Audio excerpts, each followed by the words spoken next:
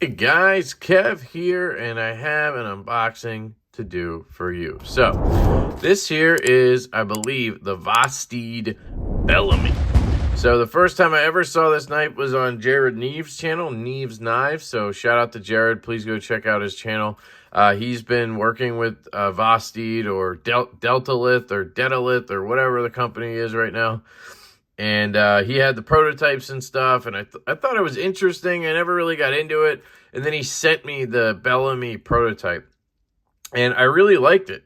Like, I wanted to hate it, you know? But I really liked it. So when they dropped, I did pre-order one. He had the one that was carbon fiber, kind of cheap looking carbon fiber. It's that Kaiser stuff that's like this weird cut of it. And then blacked out blade. So I would have preferred that handle, even though I didn't like the carbon fiber. I would have preferred that with a satin blade. But I got the one with micarta and satin just to get the satin blade. But it's like this ribbed micarta. Luckily, I got to handle it, so I have an idea what it feels like. The unboxing knife is this Kvist Blade Works variant PE with the aftermarket. Well, I guess not aftermarket. They're made by Kvist, fat carbon scales. He actually made me basically a lefty set. So it's just full lefty carry. It's still a right-handed lock, but it's an absolute pleasure of a knife. This really kind of transformed the knife, guys. I do not like G10. I've been pretty clear about that. So I didn't really carry this knife much. Plus, I had a custom variant with purple haze fat carbon. I love that knife. But that's loaned out. So that gave me a chance to kind of bond with the PE, and I'll be honest, I love it. The only downside I have to this knife is the lock bar access. It's really minimal, and you got to use the corner of your nail. So if you have any kind of issues with your nail there, it hurts at all, it's going to be painful. But I've gotten used to it, and honestly, left-handed, it's really good. Sorry, I kind of put my finger too far up. There we go. That's what she said. But I love this Mars Valley fat carbon. I've seen the lava flow in person before, but never had seen the Mars Valley. And this kills that lava flow because it has reds in it, has oranges in it, and then it has the blacks. It's just absolutely sexy. Anyway, 14C, 28N. I'll put that up there because I don't want it to take up all your visual stimulation, I mean. Comes in this package right here, which is pretty cool. I like that. Get our Kvist blackout, I said? Back out. Idiot. At the time of filming this, I believe these are available on their website. It's Vosteed. You just Google Vosteed knives, and then there should be a link to it. You go to the outdoor knives section, and then you'll see the Bellamy and the Nightshade, which is a goofy-ass looking one, the Nightshade. You could tell this is made by Kaiser just by the sticker. Bellamy, there you go. If I had a Kaiser here right now, I don't own any. I could show you the sticker, but it's exactly the same. But that's cool. They made it. You get this really cool tin. Look at this. How does this open? Oh, there's a little arrow for dummies like me. Wow. That is awesome packaging. This was 129 bucks, I think, and it is in M390 with micarta. The pricing is pretty ridiculous. There you go. Model name Bellamy. Blade material M390. Blade length 3.44. Blade style clip. That's one of my negatives, but it's a personal thing. Hollow grind, and it's micarta. Come on, right? Kidding me? 130 bones? M390? Is it real M390? I don't know. I'm sure it is. I'm sure it is, guys. Jared Neve reviewed it. Jared Neve. He's an expert in everything. I'm just kidding. I'm just being a jackass. Love you, Jared.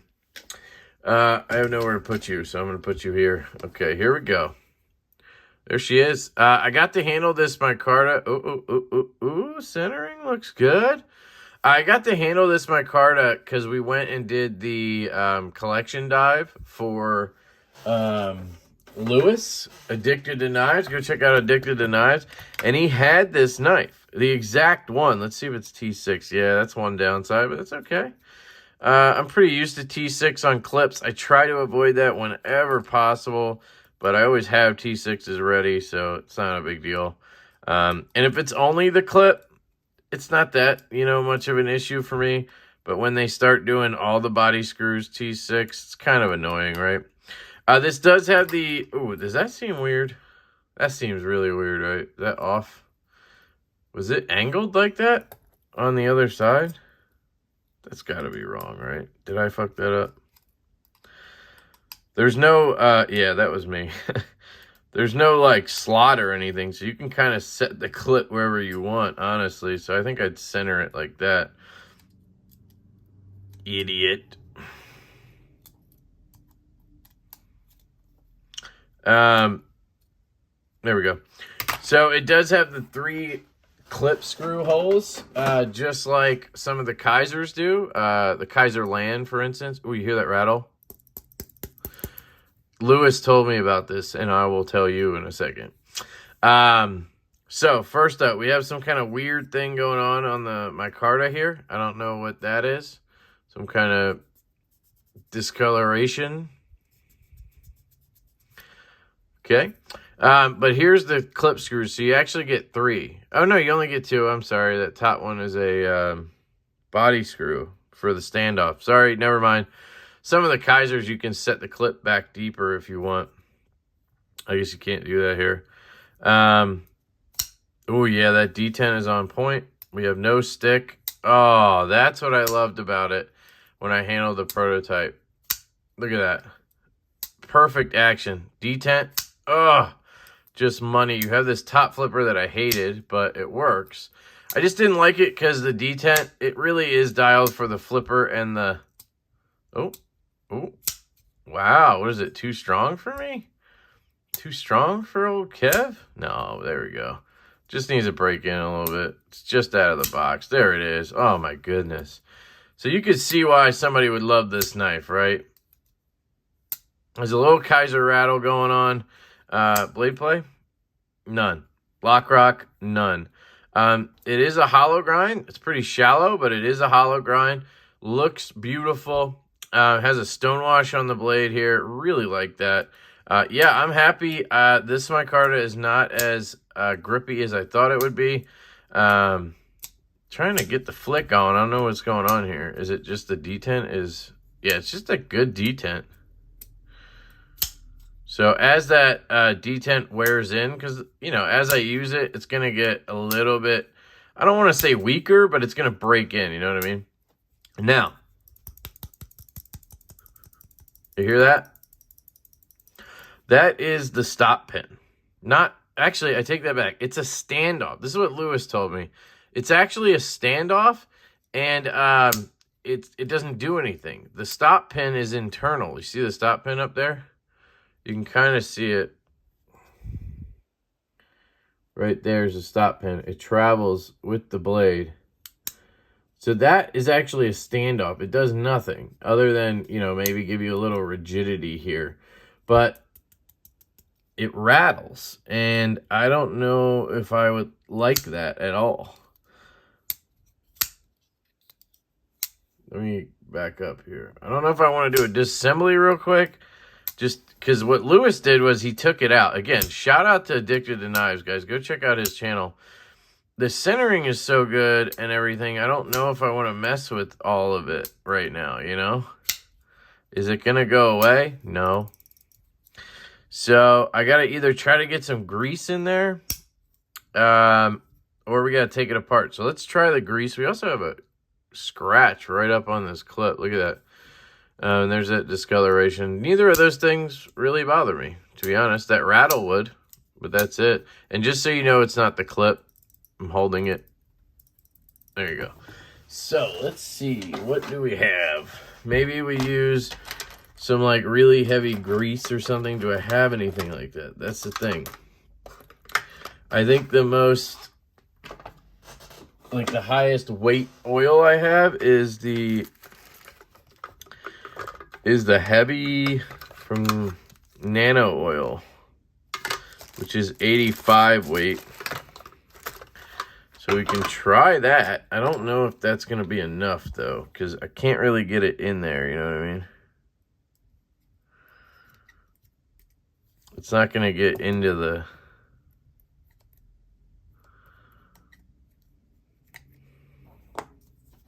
Oh. Yeah, it's already gone.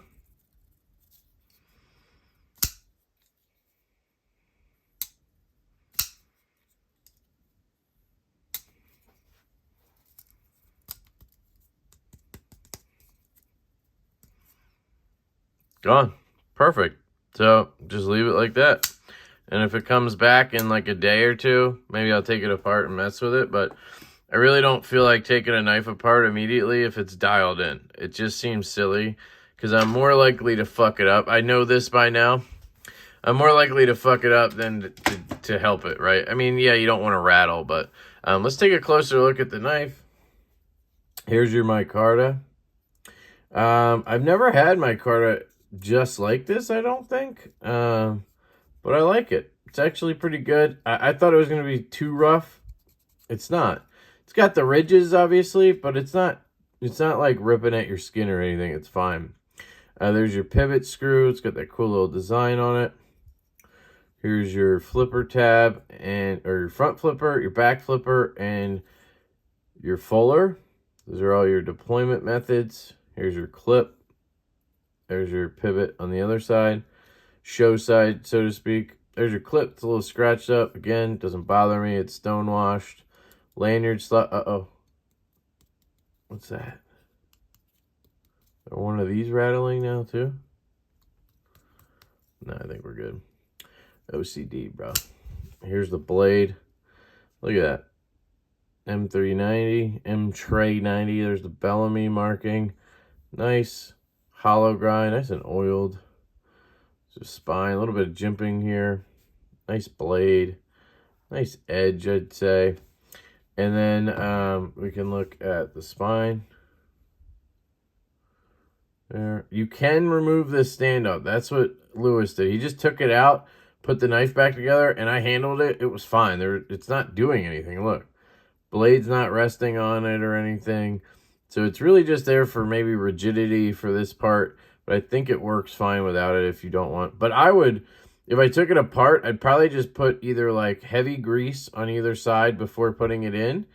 Or I'd put Loctite on either side before putting it in. That'll, solve it for you either way. Here's your lock. Nice lock up right there. Look at that. Beautiful. Nice detent ball. Beautiful nested liners. I mean, guys, $130 for this thing. A large glove size hand, it fits perfectly in my hand. Look at that. Jimping, not really using it unless I back up like this, and it's very light. I think it's more for the front flipper, and they just extended it a little bit. This feels really comfortable. Then you have a choil. Well, it's a flat, whatever. It's basically a choil you can choke up into and use it that way. We can cut some paper. Just make sure the factory edge is good. Oh, yeah. Oh, yeah. Silky. Silky smooth. I likey. And then there's your action. Look at this. Flipper has excellent jimping on it. Look at that. Beautiful jimping. Detent is just on point. That's what really made me love the one that I had in for review. And I honestly like this one better because it's got the satin blade. I said satin. It's stonewash, but you know what I mean. I mean, it's uncoated, basically, is what I mean. Front flipper. I kept slipping off of the one that Jared sent me. This one seems a little more dialed in. I'm sure my skin cells will get in there and it'll crap it all up. But there you go. It's just like a wheel. So you can get up top if you want and try to get it. But it's kind of up to however you like to do it. Can you do a reach around? There, you can do it. But again, the detent is dialed for reverse flicking, and that. So it makes it harder on the front flipper, honestly. You could see sometimes it makes it harder on the reverse flick. Left-handed, it should be easier because I'm pushing out of the detent. I think it's just where I'm landing. Yeah. If you go a little lower when you flick, you're going to have an easier time because you have less detent to worry about. The higher you go up, the closer you get to the pivot, the stronger the detent will feel. I'm also, I think, just not on the Fuller there. If I just go... I don't know. I'm sure I'll get used to it. And then the closing action, once you disengage this bad boy, the detent brake is right here. So that's where it caught. Boom, past it right there. I mean, with that tiny flipper tab in the way,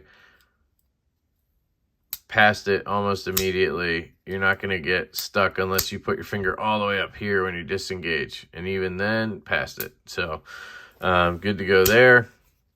And then it just drops shut. I mean, literally out of the box. Is it rattling again? What is that? Occasional rattle.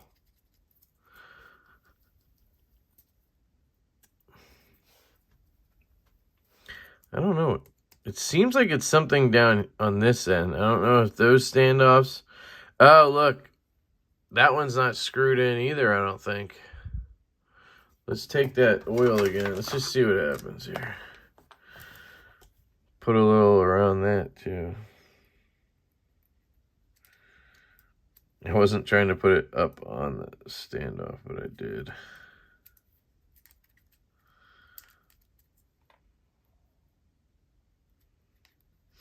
I know that one's screwed in, but I'm just doing it.